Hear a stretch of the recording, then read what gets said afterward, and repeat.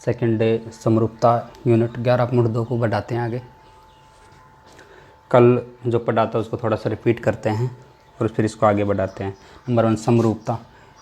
सीधी भाषा में एक समान दिखने वाली वो सभी इमेज समरूप कहलाती हैं। ये अपन सामान्य भाषा में कह सकता है, जो एक जैसी दिखती हैं वो समरूप होती हैं। और दूसरी भाषा में अगर बहुभुज की बात करें, बहुभुज में बहुत सारी भुजाओं का कोई भी आकृति, चतुर्भुज हो, पंचभुज हो, षटभुज हो, त्रिभुज हो, तो उसमें 2 चीज़ थी और रिपीट कर देता हूँ। नंबर 1 संगत भुजाएं समान अनुपात में हो। नंबर 2 थी संगत कोण बराबर हों। ये फॉलो सभी बहुभुजों पे लागू होता है, चतुर्भुज हो, पंचभुज हो, षटभुज हो, त्रिभुज हो, ये इस पे था। हम 10th में पढ़ रहे थे त्रिभुज। त्रिभुज के लिए भी लागू होते हैं ये। त्रिभुज के 4 नियम बताए थे मैंने समरूपता प्रूव करने के। ये दोनों हैं, जब तो प्रूव है ही, ये तो सार्वभौमिक रूल है। फिर भी अगर नॉर्मल प्रूव करना हो में सिर्फ त्रिभुज, तो ए तीनों एंगल इक्वल हैं तो समरूप होगा। एस तीनों भुजाएं समानुपाती हैं तो समरूप होगा। एस एक भुजा कोण भुजा, उसके जो टच में दोनों भुजाएं हैं एंगल के, वो अगर समानुपाती और कोण इक्वल है तो समरूप होगा। नंबर 4 चीज़ है दोनों एंगल, क्योंकि त्रिभुज 3 एंगल होते हैं, 3 कोण होते हैं, और तीनों कोणों में यदि 2 कोण बराबर 30 ऑटोमेटिक बराबर हो जाएगा, तो इसलिए 2 कोण भी हों तो भी ये चीज़, ये दोनों एक ही हैं, ये चीज़ समरूप होंगे। 3 नियम हैं मुख्य रूप से, पर 4था भी हमें फॉलो करना है। इसके बाद अपन आते हैं थेल्स प्रमेय, जिसे बोलते हैं हम आधारभूत अनुपातिक प्रमेय या थेल्स प्रमेय। ये कल का रिपीट था, इससे कुछ संबंधित क्वेश्चन करवाए थे। आज हम 11.2 के क्वेश्चनों पर चर्चा करते हैं।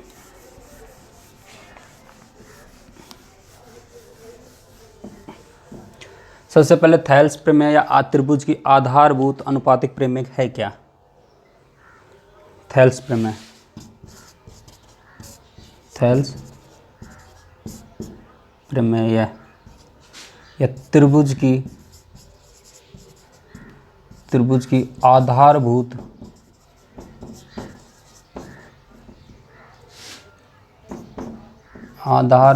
अनुपातिक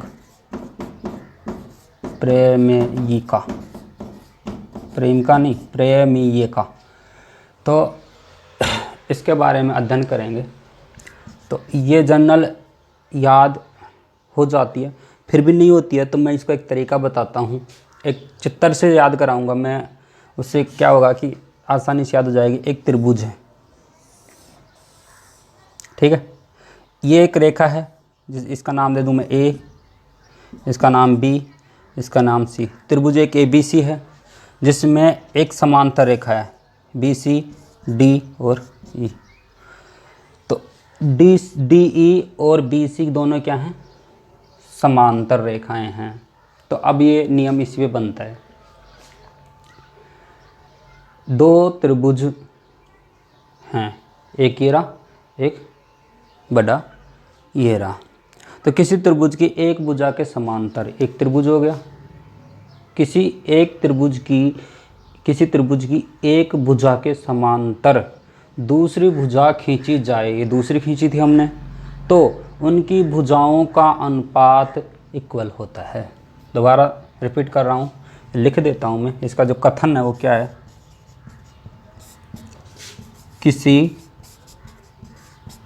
त्रिभुज की एक भुजा, कोई सी भी हो सकती है, इसके समांतर भी खींच सकते हैं ऐसे, इसके समांतर भी ऐसे खींच सकते हैं, कि एक भुजा के समांतर दूसरी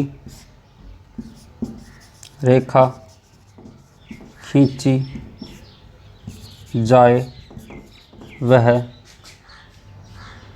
अन्य 2 भुजाओं को, वह अन्य दो भुजाओं, अन्य का मतलब बाकी बाकी भी लिख देते हैं क्योंकि दो ही तो बची, अब तीन होती हैं, दो बची, बाकी दो भुजाओं को समान अनुपात में विभाजित करती है। यह हमारा कथन है। बहुत इम्पोर्टेंट प्रमेय एग्जाम में कई बार पूछ ली जाती है। तो जब भी हम प्रमेय आएगा, थेल्स प्रमेय, त्रिभुज की आधारभूत अनुपातिक प्रमेयिका को प्रूव कीजिए या सिद्ध कीजिए, तो हमें सबसे पहले कथन लिखना होता है, और ये हो गया हमारा कथन। अब इसको हम प्रूव करेंगे कि क्या वास्तव में ही ये इक्वल हैं, ये दिया गया हमें ये दोनों रचना से, कि वास्तव में ही क्या ये अनुपात इक्वल होता है, इसको हमें प्रूव करना है। तो एक कथन में मिटा रहा हूँ क्योंकि अपने पास बोर्ड में जगह कम है, इसलिए मिटाना पड़ रहा है। आप पॉज करके लिख भी सकते हैं, ये सामान्य भाषा में है।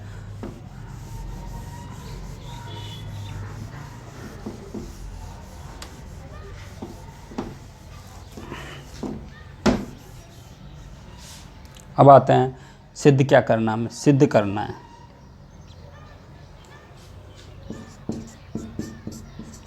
सिद्ध करना, क्या सिद्ध करना हमें?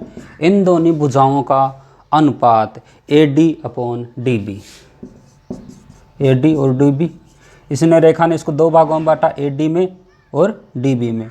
ये अनुपात इसको भी दो भागों में बांटा, AE और EC। यह हमें क्या करना है? प्रूव करना है। AD/DB बराबर AE/EC। मोबाइल से रिकॉर्ड कर रहा हूँ तो हो सकता है क्वालिटी कम हो, कोई दिक्कत नहीं है, हमें तो समझना है। एक सेकंड ब्लर हो जाएगा, कोई दिक्कत नहीं है, थोड़ी देर में वापस वो सही हो जाता है। तो फोकस पूरा रखना है, हमें तो एग्ज़ाम के लिए क्वालिफाई करना है, एग्ज़ाम देना है हमें, तो उसको फोकस रखना है। तो अब इसको प्रूव करेंगे। तो इसमें कुछ हम क्या करते हैं,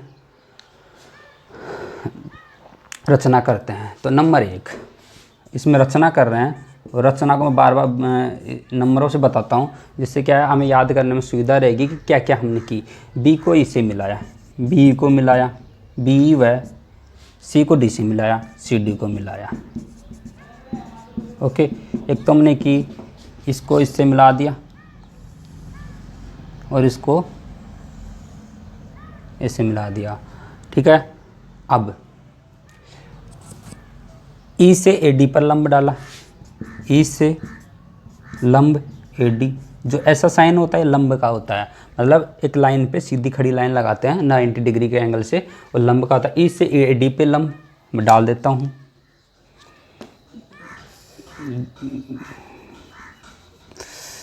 ये सीधा नहीं गया, ए से इस पे लंब, और ऐसे ही ए पर डी से, इसी में लिख रहा हूँ मैं, डी से ए पर लंब, लंब ए, इस पे भी हम लंब डाल देते। ये 90 डिग्री है एंगल, ठीक है। ये हमने एक छोटी छोटी रचना की, इसका नाम ABCDEF और G। हम नाम सीधे रेगुलर देते हैं, जैसे ABCDEFG। ये हमारा एक डायग्राम बन गया। अब इसमें हम उत्पत्ति की क्या नाम है करते हैं इसमें, चूँकि EF जो EF है वो लंब है किस पे? BA पे, B और A पे लंब है, तो ये 90 डिग्री हो गया। अतः EF ADE तथा ABE की ऊंचाई होगी। जो EF है ADE, AD और E इसकी ऊंचाई होगी। ऐसे ही ये जो अगली वाली पॉइंट में पर करेंगे चर्चा, क्योंकि दो समीकरण बनाएंगे हम इससे। अभी चलो फर्स्ट पे करते हैं। तो त्रिभुज ADE, जो ये वाला त्रिभुज है इसकी क्या है? ये ऊंचाई है। अतः त्रिभुज ADE का क्षेत्रफल, तो इसको लिख देता हूँ मैं। उत्पत्ति या आपको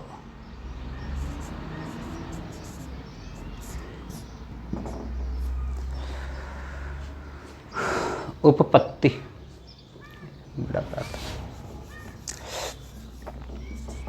उपपत्ति लिखते हैं। चूंकि जो तीन को, ये तीन साइन होते हैं, 1 2 3, अगर नीचे लगा रहे हैं चूंकि, ऊपर लगा रहे तो इसलिए, तो चूंकि ई एफ लंब बी है, ई एफ लंब बी, चूंकि ई एफ लंब बी ए बी, ये बी ए, एक ही बात है। ई एफ जो लंब है आता है ई एफ त्रिभुज ए डी की ऊंचाई होगी एल, यही, इसलिए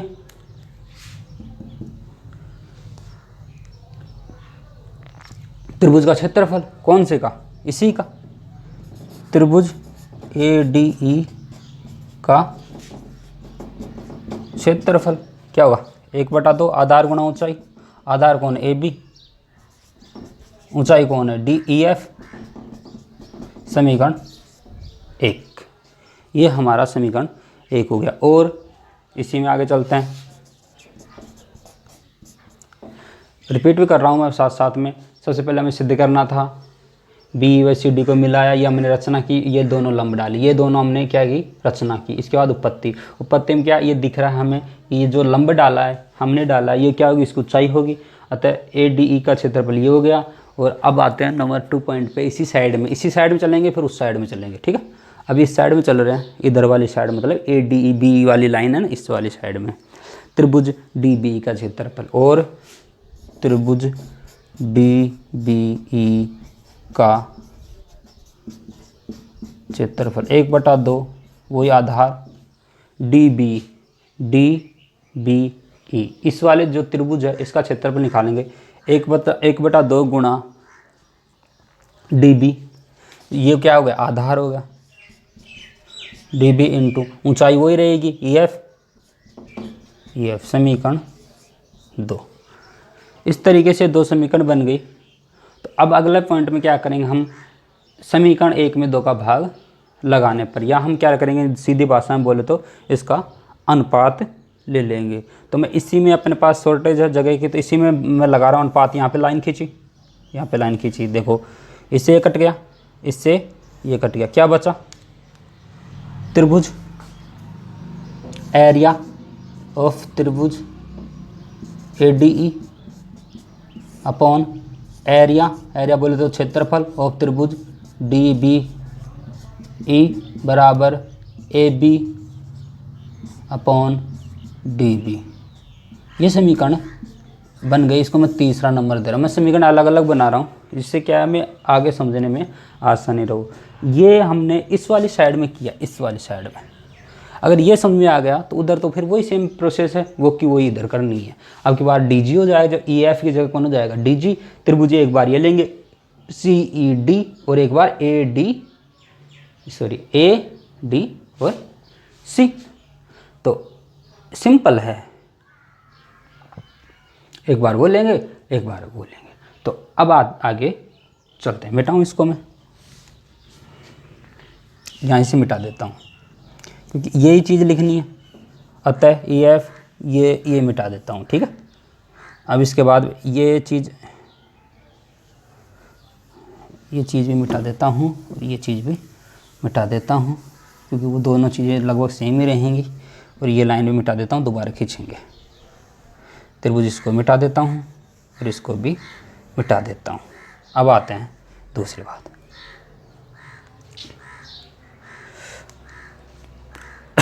चूँकि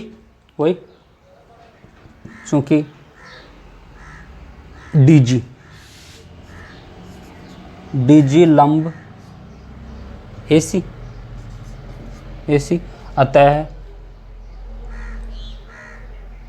अतः कौन है, डीजी त्रिभुज है। कौन सा है, ए डी। पिछले में ए डी लिया था, दूसरे में भी अपन ए डी लेना है। सेम त्रिभुज तो यही है, इधर से ऊंचाई थी, अब की बार इधर से। त्रिभुज ए डी ई की ऊंचाई होगी। पहले इधर से लिया था, अब इधर से लिया था। ये वाला त्रिभुज दोनों ऊपर सेम ही हो गए। तो अतः त्रिभुज ए डी का क्षेत्रफल, वही चीज़ आ गई, ए डी ई का क्षेत्रफल क्या होगा 1/2। आधार कौन आपके पास ए सी है, ऊंचाई कौन है, सॉरी ए ई है, क्योंकि पूरा नहीं लिया ना, पर नहीं इतना ही लिया है। आधार ए ई है और ऊंचाई है D G, D G. Okay, अब आते हैं नंबर दूसरे पे। त्रिभुज पिछली बार ये लिया था डी ई बी, तो अब की बार ये लेंगे डी सी ई, डी ई सी का क्षेत्रफल 1/2, आधार कौन है ई सी, गुणा ऊंचाई वही डी जी।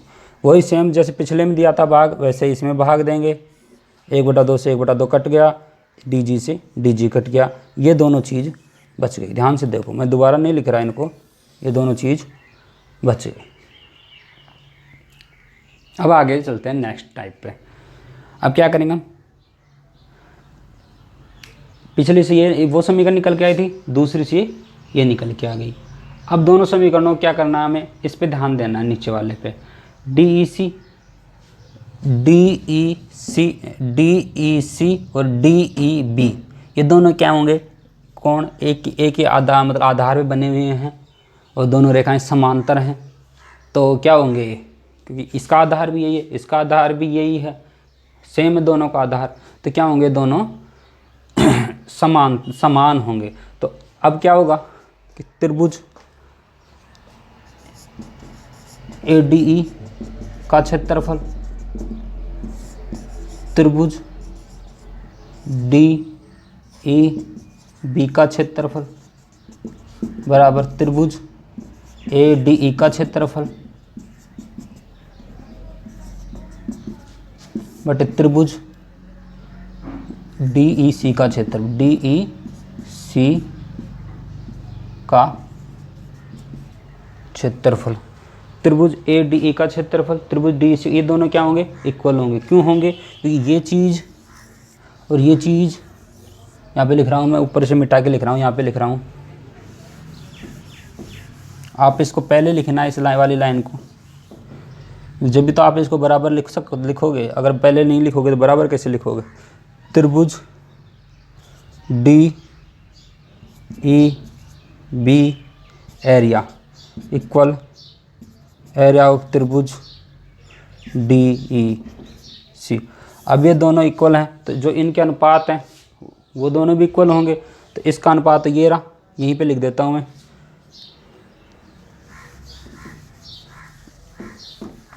इसका अनुपात है ए ई अपॉन ई सी, ए ई अपॉन ई सी, और इसका क्या था, A D upon D B, A D upon D B.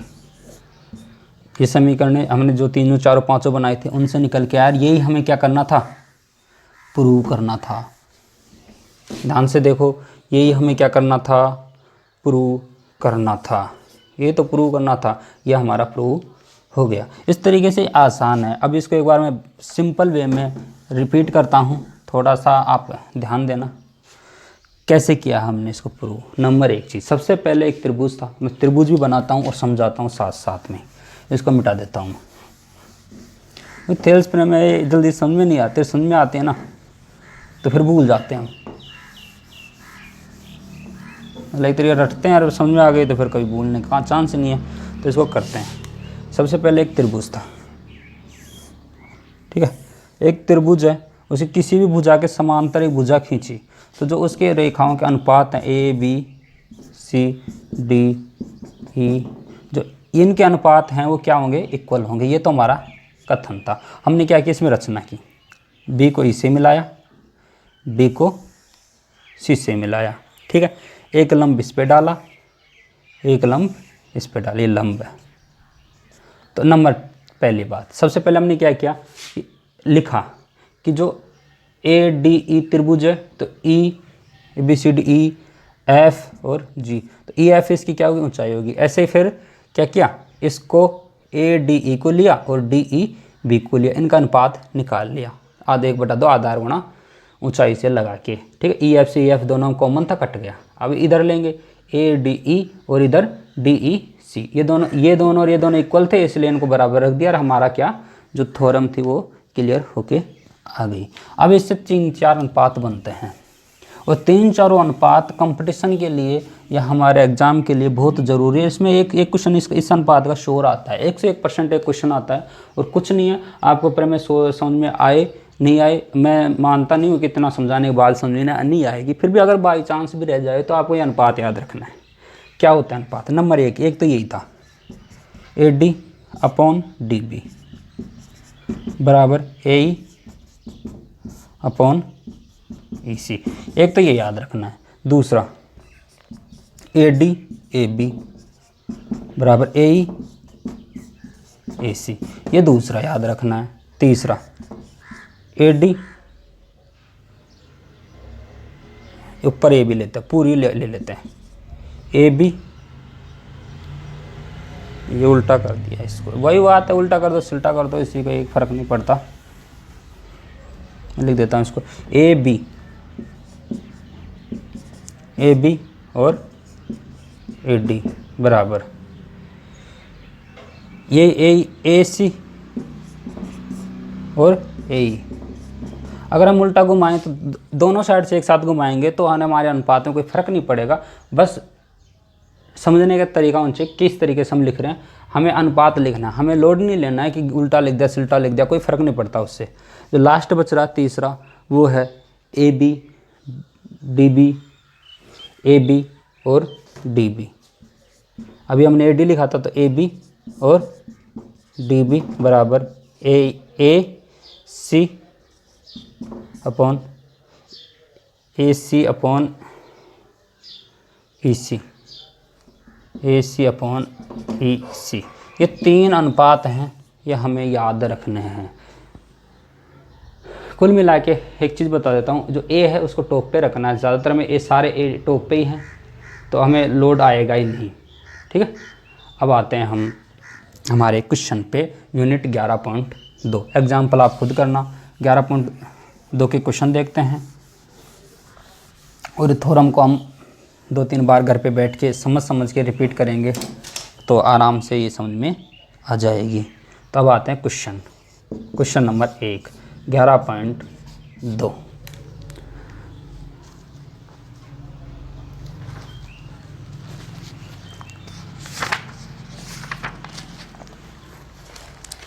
जो क्वेश्चन आपके करने लायक होगा मैं उनको सिर्फ समझा के छोड़ दूंगा, तो आपको करना है। नंबर 1 क्वेश्चन देखो, सेम वही अनुपात वाली बात है।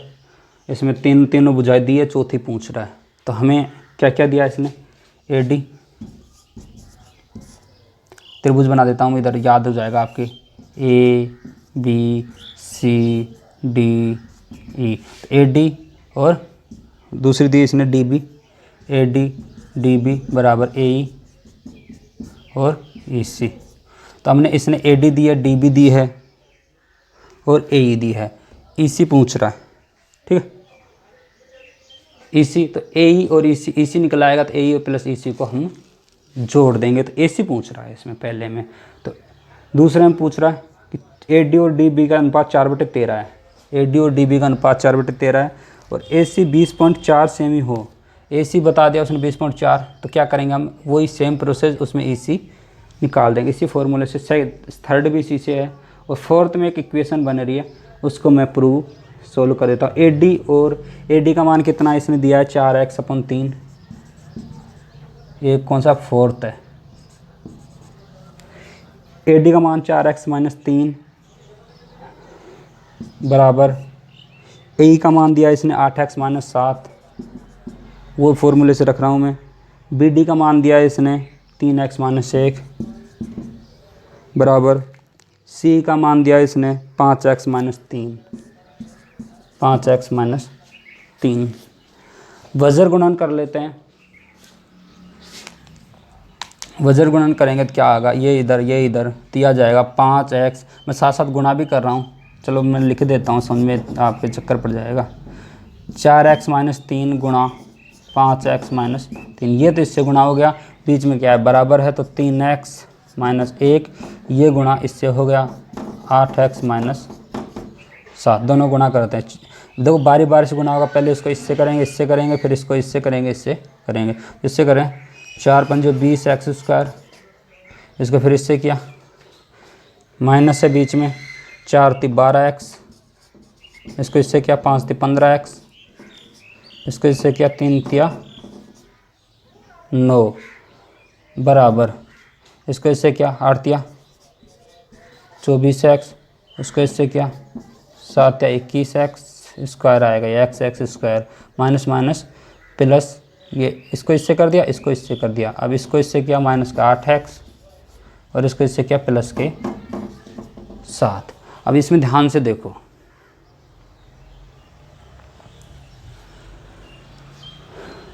जो कट रहा है उसको काट लो, नहीं कट रहा जोड़ रहा जोड़ लो, और सबको एक साइड ले आओ, क्योंकि हमें x का मान हमें फाइंड करना है। ये एक तरीके से द्विघात समीकरण बन गई।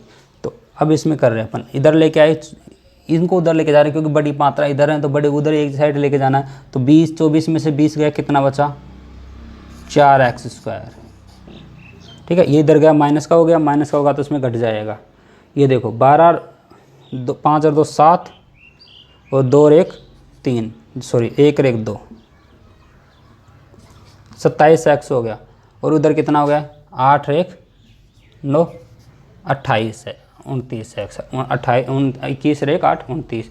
अब 27 इधर माइनस का है, उधर भी वो माइनस का है, तो इधर से उधर जाएगा, ये हो जाएगा प्लस का, तो उधर माइनस का 2x बच जाएगा, माइनस का 2x, ये भी हो गया भाई। आगे चलते हैं, ये 9 इधर किसका है प्लस का है, उधर जाएगा कैसा हो जाएगा माइनस का, उधर 7 माइनस का है, तो क्या बचेगा प्लस माइनस का 2 इक्वल टू 0। सब में 2 2 कॉमन आ रहा है, सिर्फ क्या बचा x square minus x minus 1 equal to 0। अब इसको द्विघात समीकरण से हमें x का मान हमें निकाल लेना है। यहाँ पे 2 बचेगा, सॉरी 2 कॉमन लिया ना, 2 2 2, तो 2 यहाँ से आ गए, 2 यहाँ से आ गए। अब इसको प्रूव करेंगे, इसका और इसका गुणा, इसको ऐसा भागों में तोड़ना है, इसका गुणा क्या है 2 आ जाए, 2x स्क्वायर। तो इसको मैं यहाँ पे मिटा के तोड़ रहा हूँ, यहाँ से पहुँच करके आप इसमें उतार सकते हैं, जिससे क्या है इसमें समस्या नहीं आती तुरंत मिटाने से भी।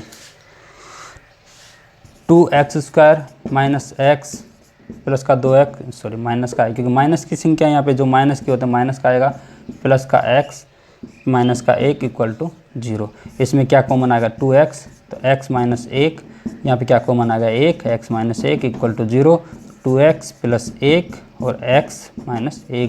तो x के मान क्या निकल के आए, दोनों बराबर 0, क्या निकल के आए 2x प्लस 1 बराबर 0 और x माइनस 1 बराबर 0। इससे आ गया x बराबर 1 और इससे आ गया x बराबर माइनस 1/2। ये हमारे 2 चीज़ मान निकल के आ गए। तो ये पूछ रहा था। क्वेश्चन नंबर 2 पे आते हैं अपन। सेम वही चीज़ें हैं, तो इसको भी आप देखना। अब आगे आते हैं तीसरे पे। बुक रखो साथ में, इससे क्या हमें सुविधा रहे।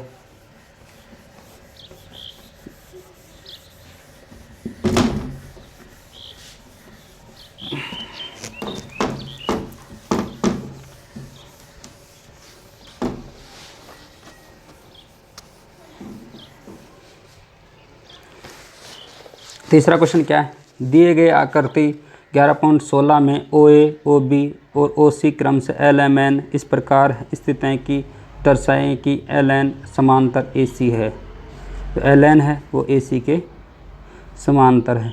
ध्यान से देखो, यहाँ पे 3 त्रिभुज बन रहे हैं 3 साइड से 2 2 के हिसाब से, जैसे त्रिभुज AOB, त्रिभुज BOC, त्रिभुज OCA, ये बन रहे हैं, ठीक है। इनको लेके हमें प्रूव करना है, पूरे आसानी से हो जाएगा, क्योंकि ये जो O है ये त्रिभुज के केंद्र बिंदु से बनाया गया बिंदु लिया गया, O केंद्र बिंदु लिया गया है, और इससे ये लाइनें खींची हैं OC, OB और OA। तो इनको प्रूव करना, ये 2 चीज़ LM समांतर, जो LM है वो समांतर AB दी गई है, तथा MN समांतर BC दी गई है। ये 2 चीज़ हमें ऑलरेडी दी गई है। जब 2 चीज़ दी गई हैं तो तीसरी को हम आसानी से प्रूव कर सकते हैं। तो अपन आगे चलते हैं चौथे पे। त्रिभुज ABC में AB व AC भुजाएं D और E पे इस प्रकार स्थित है कि BD बराबर C, तो कोण B और कोण C हो तो दर्शाइए कि D समांतर B। अब इसको मैं एक चित्र से समझा देता हूँ। क्वेश्चन नंबर 4, त्रिभुज ABC, त्रिभुज क्या है ABC, त्रिभुज ABC में AB व AC भुजाओं पर क्रम से AB व AC इन दोनों भुजाओं के बिंदु हैं D और E, D और E, D और E इस प्रकार स्थित है BD, BD और C। इसने दिया है D और E इस प्रकार स्थित हैं कि BD बराबर CE, BD बराबर C हैं। कोण B और कोण C इक्वल हैं। ये कोण B और कोण C इक्वल है, तो कोण B कोण C इक्वल है। इसको मैं मिला देता हूँ। देखो BD और C ये दोनों क्या इक्वल हैं। कोण B कोण C दोनों क्या इक्वल हैं। कोण A उभयनिष्ठ कोण है। हमें इस पे तो हम बाद में ध्यान देंगे, पहले इस पे ध्यान दो। ये दोनों क्या उभयनिष्ठ हैं, क्योंकि ये चीज़ है ना, ये चीज़ अगली चीज़ हमें प्रूव करने के लिए काम आएगी। बाकी प्रूव तो यहीं दो से भी आसानी से हो रहा है। क्यों हो रहा है? क्योंकि देखो ये दोनों कोण इक्वल हैं, ये कोण ऑलरेडी उभयनिष्ठ है। ठीक है, तो अब ध्यान दो, इस त्रिभुज में और इस त्रिभुज में ये दोनों बराबर हैं। अब ये दोनों बराबर हैं, तो जो ये कोण है, ये दोनों कोण ऑलरेडी इक्वल होंगे, क्योंकि ये जब दो भुजाएं बराबर होती हैं तो उसके जो समूह कोण होते हैं जो बराबर हैं, तो ऊपर वाले कोण भी बराबर ही होते हैं। अब देखो ये त्रिभुज कौन सा? त्रिभुज ADE समरूप होगा त्रिभुज ABC से। अगर दो त्रिभुज समरूप हैं तो इनका अनुपात भी क्या होगा? इक्वल होगा। तो अनुपात इक्वल है तो ये शर्त प्रूव होती है कि ये दोनों क्या हैं? समांतर हैं। तो ये हमें क्या करना था? प्रूव करना। दोबारा समझ लो, एक बार समझा देता हूँ। ये कोण उभयनिष्ठ है दोनों में, इस वाले त्रिभुज में भी और बड़े वाले त्रिभुज में उभयनिष्ठ है। ये दोनों इक्वल हमें दिए गए हैं। ये दोनों इक्वल हैं तो ये दोनों भी ऑलरेडी इक्वल होंगे, क्योंकि ये दोनों भुजाएं क्या हैं? बराबर हैं। हमें साथ साथ लिख के चलना है। तीन चीज़ें, दो चीज़ हमें दे दी थी, तीसरी ऑलरेडी है इसमें। अब तो ये दोनों बराबर, ये दोनों कोण है, ये दोनों कोण के इक्वल, ये ऑलरेडी इक्वल, तो ये इसके इक्वल हो गया, ये इक्वल है, ये इसके हो गया, ये इसके हो गया। तो ये दोनों क्या होंगे? समरूप होंगे। समरूप होंगे तो ये जो अनुपातिक प्रेम में फॉलो होती है, इस पे अनुपातिक फॉलो होती है। फॉलो कब होगी? जब ये दोनों समांतर होंगे। ये हमें क्या करना था? प्रूव करना। इसके बाद लिख देंगे ये दोनों त्रिभुज समरूप हैं, अतः भुजा BC समांतर BC समांतर DE। ये हमें क्या करना था? प्रूव करना था। पांचवा मैं जल्दी जल्दी ले रहा हूँ, जिससे क्या है कि एक ही वीडियो में सारे यूनिट ख़त्म हो जाए। और करना था आपको, ये पूरी साल पढ़ाया आपने, कभी फुर्सत में क्लास में सही तरीके से लंबा खींचेंगे टॉपिक को, एक एक पॉइंट को। अभी तो क्या है कि फटाफट जो हो जाए वो बढ़िया ही है। एग्ज़ाम आ रहे हैं आगे। त्रिभुज एक बनाया गया है, इसमें AD² बराबर AB इंटू AF। इसमें देखो ध्यान से, मैं इससे दो समीकरण बनाऊंगा, समझा क्या आपको। एक त्रिभुज है ABC ABC, इसमें एक समांतर रेखा है DE, और इसके एक इस तरीके से BCD को मिलाया गया इस तरीके से। इसके भी एक समांतर रेखा खींची गई है, इसके समांतर है ये F। ठीक है, अब इसको मैं अलग अलग बना देता हूँ एक बार दोबारा से, जिससे क्या है कि आपको समझने में सुविधा हो जाए। एक तो इस तरीके से ये D है, ये E है, ये A है, ये B है, ये C है, और दूसरा इस तरीके से है,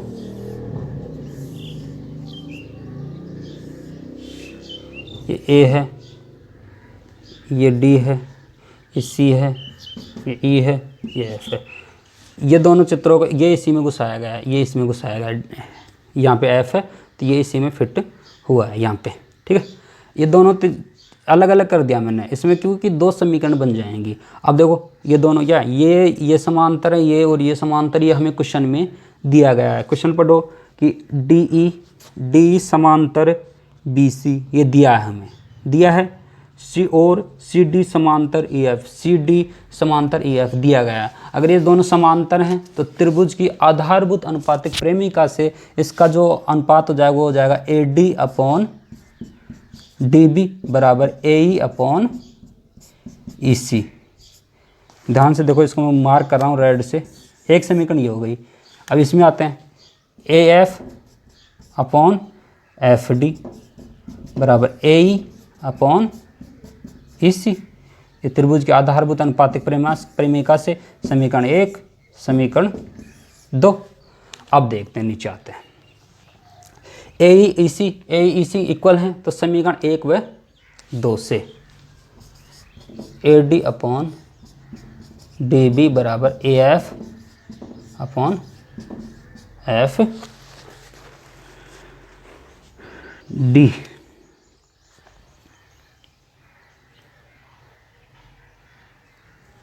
आगे चलते हैं।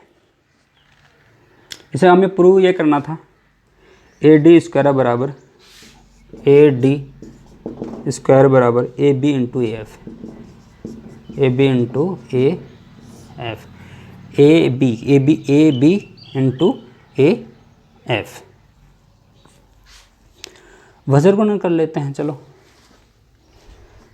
AD इंटू FD बराबर AF इंटू DB। DB का ये रहा, AF का ये रहा, ठीक है। अब इसमें अपन FD, ये FD रहा, FD की जगह अपन क्या लिख सकते हैं, AD इंटू FD की जगह लिख सकते हैं FD AD minus AF, AD minus AF is equal to AF into DB। अब देखो ये क्या हो जाएगा, AD square minus AD into AF बराबर AF इंटू DB। इसको उधर लेके जाएंगे, तो मैं यहाँ से थोड़ा सा मिटाता हूँ 20 से। हमें तो क्या है कि जो सिद्ध करना हो ना, उसको लेके चलना पड़ता है कि हमें प्रूव क्या करना है।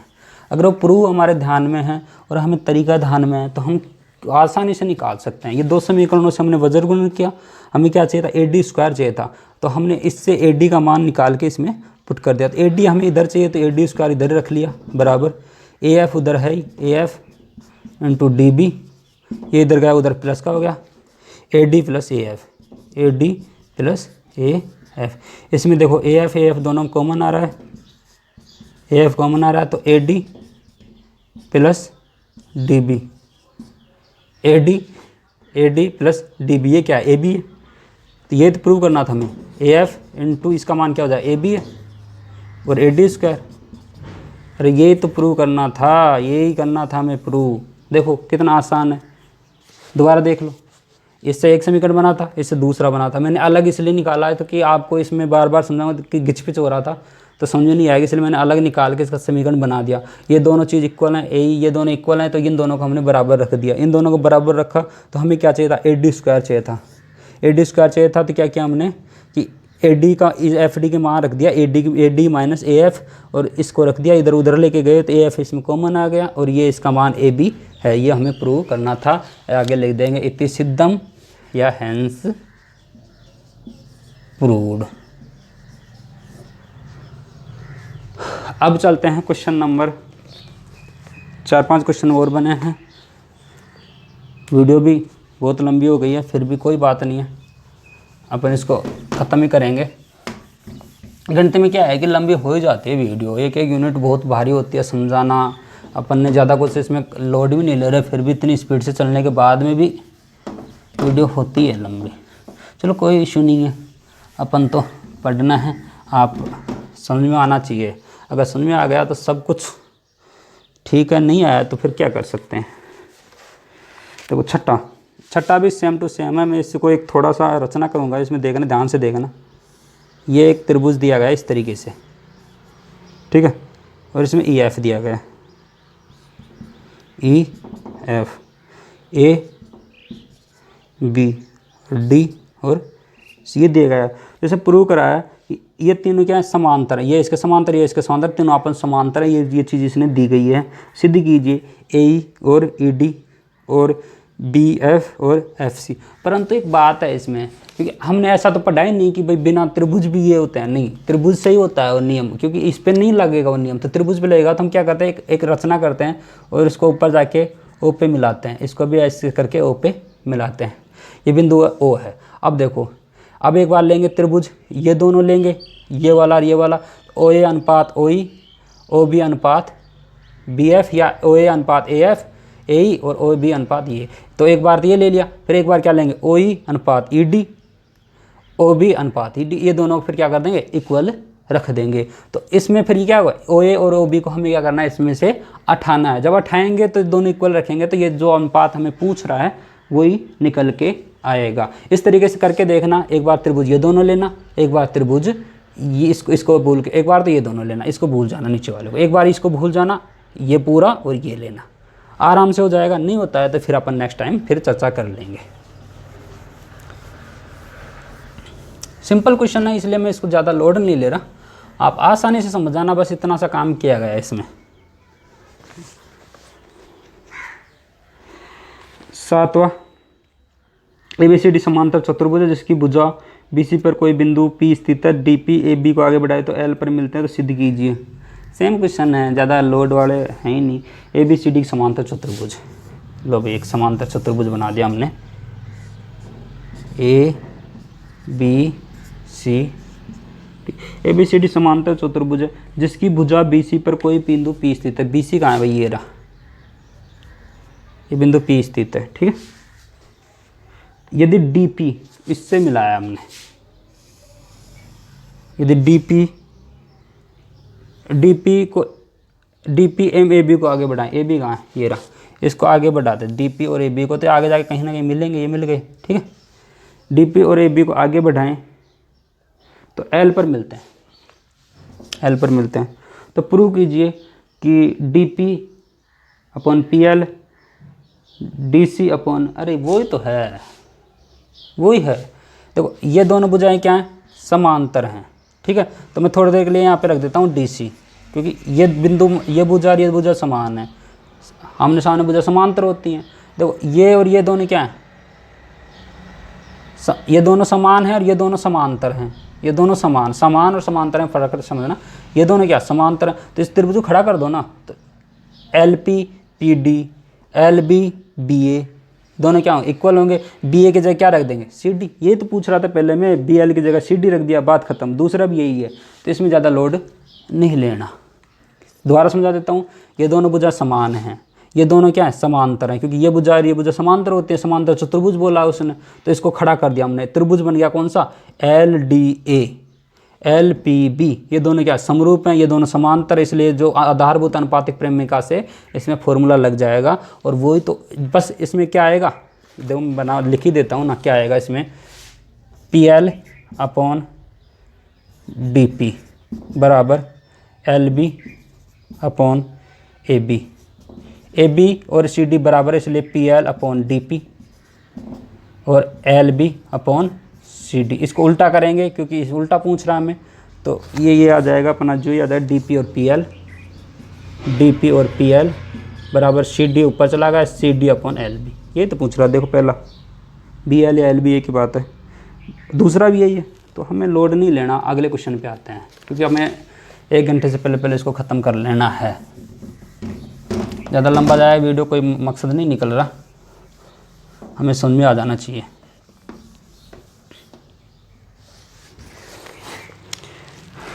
नवा भी यही है, 8वां भी ऐसा ही है। त्रिभुज एबीसी की भुजा ए बी पर डी के 2 बिंदु स्थित ए डी और बी त्रिभुज है। मैं बना देता हूँ इसको भी, थोड़ा सा क्या है कि क्लियर हो जाएगा। त्रिभुज ए बी सी, ए बी सी, ये त्रिभुज ए बी सी की भुजा ए बी पर डी और ई, दो ऐसे बिंदु स्थित है ए डी और बी भुजा ए बी पर, ए बी एरी भुजा, इस पे दो बिंदु, एक यहाँ पे है एक यहाँ पे है, तो क्या है ए डी, डी और ई, ए डी और बी, ये और ये दोनों क्या हैं, इक्वल हैं ये दोनों, ठीक है। यदि डी पी समांतर बी सी, डी पी समांतर बी सी और ई क्यू, ई क्यू समांतर ए सी, डी पी समांतर बी सी, बी सी यहाँ पे एक डी पी बुझा, ये बुझा रही डी पी, नहीं सॉरी डी पी ये डी पी रही, ठीक है, ये रही डी पी, ये इसके समांतर हैं, और ई क्यू समांतर ए सी, ई क्यू एक बुझा है, ये क्यू हो गया, ये इसके समांतर है, ठीक है, ये इसके समांतर है, ये इसके समांतर, ये डी है और ये पी है और ये क्यू है। तो प्रूव करना है हमें कि सिद्ध कीजिए पी क्यू, एक और रेखा खींच दी हमने, पी क्यू समांतर ए बी, ये ए बी के समांतर होगी। ये क्वेश्चन एक था हमारा तीसरा, उसमें भी ऐसे प्रूव कराया था, दो लाइनें समांतर, तीसरी लाइन जैसा तीसरा है वैसा का वैसा ये हो जाएगा, सेम वही है, दोनों का समीकरण निकालना, इनके मान रखना और इसमें पुट कर देना, कोई लोड नहीं है। इसके और इसके समीकरण निकालोगे तो दोनों को इक्वल करेगा, इक्वल हो जाएगा, इक्वल होगा तो ऑलरेडी ये समान, जब आधारभूत का अनुपात इक्वल है तो ये दोनों ऑलरेडी समांतर हो जाएंगे। तो इसलिए इसको मैं सेम तीसरे के बराबर, जैसा तीसरा था वैसे ये है, तो इसमें लोड लेने की ज़रूरत नहीं है। नवा, ए बी सी डी एक समलंब चतुर्भुज है जिसकी ए बी समांतर D C, A B C D, चलो इसको मैं समलंब टाइप में बनाता हूँ थोड़ा,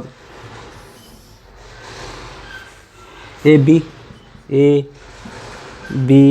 सी डी, ये दोनों क्या हैं, समांतर हैं, विकर्ण ओ पर प्रतिच्छेद करते हैं, एक विकर्ण है इसमें ये इस पे प्रतिच्छेद करते हैं, ये प्रतिच्छेद, ये ओ विकर्ण है, ये ओ विकर्ण इस पे प्रतिच्छेद करते हैं। तो दर्शाइए कि ए ओ बी ओ और सी ओ डी ओ वही है, नॉर्मल सी बात है, दोनों वही हैं, हमें क्या करना है, ऊपर लेना है। जैसा ध्यान दो थेल्स प्रमेय, ये कौन सा, थेल्स प्रमेय, थेल्स प्रमेय किया था हमने, ध्यान दो इस तरीके से, यहाँ पे ए था और इसमें लंब डाला था, तो ये और ये इक्वल माना था, वो कि वही है, दोनों क्या हो जाएंगे, इक्वल हो जाएंगे, वही अनुपात निकालना है हमें, तो लोड लेने की ज़रूरत नहीं पड़ रही। जैसा थेल्स प्रमेय था वैसा ये नहीं आता है, तो फिर नेक्स्ट टाइम हम इसको देखते हैं। ये ध्यान देना, इस टाइप से रचना करेंगे, रचना करके ए बी सी डी ओ नाम है तो इसमें ए बी सी डी ई दे देंगे, यहाँ पे ई देने के बाद में हम इसका अनुपात इसका निकालेंगे और इसमें क्या कर लेंगे, हम इसमें पुट कर देंगे। चलो मिटाते हैं इसको, नेक्स्ट देखते हैं, क्योंकि हमें इसको जल्दी से जल्दी कंप्लीट भी करना है और क्वेश्चन भी अच्छे हैं तो टाइम भी लगना चाहिए। ए डी और ई क्रम से ए बी और ए सी त्रिभुज ए बी सी की भुजाओं पर स्थित दो बिंदु हैं जो बराबर, तो सिद्ध कीजिए कि त्रिभुज ए बी सी एक समद्विबाहु त्रिभुज है। कैसा, समद्विबाहु, ये लो भाई, एक त्रिभुज है ए बी सी, ठीक है। डी और ई क्रम से ए बी और ए सी, डी ए बी पर है, ए बी कहाँ, ये रहा, इस पे डी है और ए सी पे ई है, ए सी पर ई है, ठीक है। बी डी और सी, बी डी और इसको मैं मिला देता हूँ, ठीक है, बी डी और सी, बी डी और सी दोनों क्या हैं, इक्वल हैं। सिद्ध कीजिए त्रिभुज ए बी सी एक समद्विबाहु त्रिभुज। अरे थोड़ी देर पहले तो यही तो किया था, कौन से क्वेश्चन में किया था, ये क्वेश्चन नंबर 4, क्वेश्चन नंबर 4 है, उसमें यही तो था, वही है। हमें क्या करना है, इसको समान अनुपात में दिखाना है और इसमें ये दोनों कोण क्या हो जाएंगे, इक्वल हो जाएंगे। इक्वल होंगे तो जो ए के आधार से इक्वल कोणों की भुजाएं क्या होती हैं, इक्वल होती हैं, तो ए डी और ए ई भी क्या हो जाएगा। चलो इसको कर देता हूँ, ये दोनों क्या है, समांतर हैं तो क्या होगा, देखो इसने समरूप सिद्ध करोगे तो ये दोनों क्या होंगे, समांतर होंगे। तो समांतर होंगे तो क्या होगा, A D upon D B बराबर ए ई अपॉन ई सी। ई सी और डी बी क्या है, दोनों इक्वल हैं तो कट गया, तो ए डी बराबर ए ई, ए डी बराबर ए ई। ये दोनों बराबर है तो इसका योग ये देखो पूरी ए बी बन रही कि नहीं बन रही, ए बी बराबर ए सी। ये तो हमें प्रूव करना था, ए बी बराबर ए सी। चलो तो आज की यूनिट हमने फटाफट ख़त्म कर ली है। नेक्स्ट डे अपन नेक्स्ट यूनिट देखेंगे। और मैं गुजारिश करूँगा कि इसको कंप्लीट देखें, छोड़े नहीं। जय हिंद, जय भारत। मिलते हैं अगले क्लास में।